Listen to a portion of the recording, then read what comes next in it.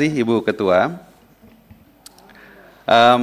Pak Menteri Kesehatan, Pak Menteri Kemenduk Bangga, Pak Kepala BPOM, Bapak Kepala BGN beserta jajaran, Bapak Ibu pimpinan dan anggota Komisi 9 DPR RI yang saya hormati. Assalamualaikum warahmatullahi wabarakatuh.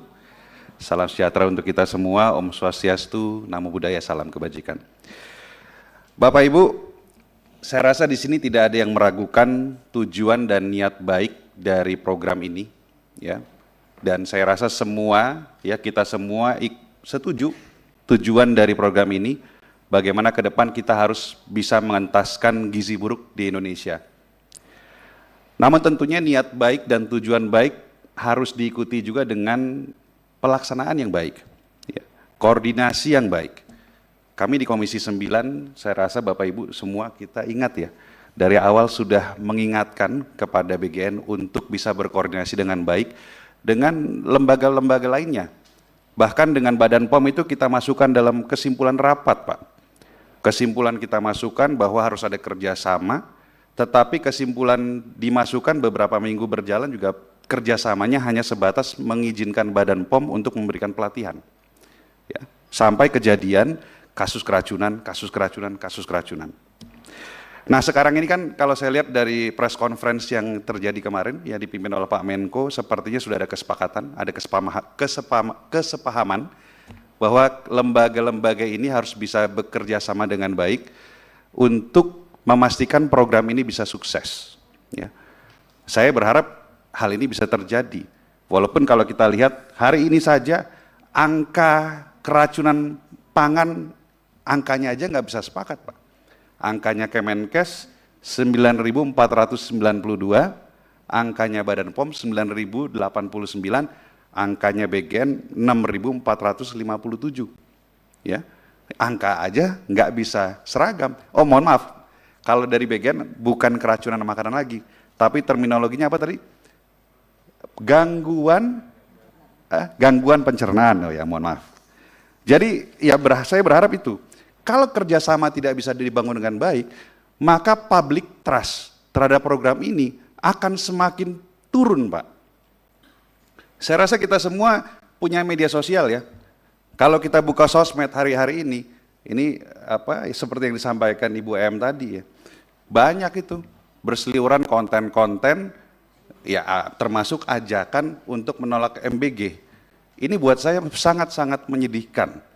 Kita kan mau program ini berhasil, tapi kalau ini dibiarkan, maka tanpa ada kampanye negatif pun masyarakat bisa saja sudah takut untuk mengizinkan anaknya mengkonsumsi MBG. Ya, konten-kontennya banyak, Pak, lucu-lucu. MBG itu sekarang diplesetin, bukan makan bergizi gratis, tapi makan beracun gratis, makan belatung gratis, makanan apa lagi? Makanan berbahaya dan lain-lain lah. Pak Dadan ini lumayan populer loh Pak sekarang di media sosial.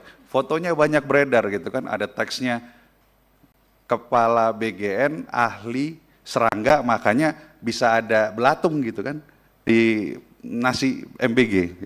Lucu-lucu. Tapi ini sedih, saya sedih melihat ini. Ya. Jadi harus ada hal besar yang dirubah, harus ada langkah-langkah besar yang dilakukan untuk bisa mengembalikan kepercayaan publik Pak terhadap program MBG ini. Oke, yang pertama dari saya, untuk Pak Menkes, saya menyimak apa yang Bapak sampaikan terkait dengan SLHS, ya, bahwa Kementerian Kesehatan akan mempercepat proses SLHS. Ini bagus sih, sebetulnya buat saya bahwa ada keinginan untuk memastikan semua dapur sekarang punya SLHS. Tapi kalimatnya Pak Bapak ini membuat saya juga menjadi was-was. Mempercepat jangan sampai mengurangi kualitas, Pak. Saya punya 2 dokumen nih, Pak. Ya.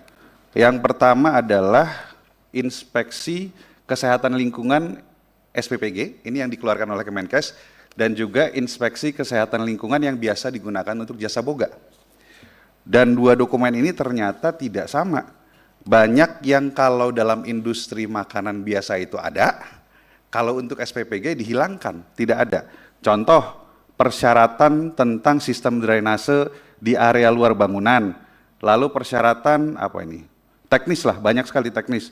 penggunaan APD, pencahayaan ruangan terdapat tempat sampah di penyimpanan umum, lalu pencucian peralatan terpisah dengan area dan lain-lain. Jadi banyak yang ada di industri makanan atau di dapur pada umumnya, tetapi kenapa SPPG tidak ada hal-hal yang seperti ini?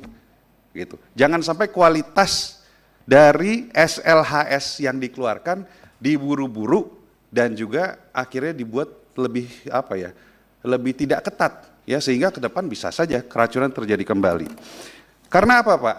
Saya hari-hari ini kok merasa seperti kembali ke zaman pandemi Covid, Pak.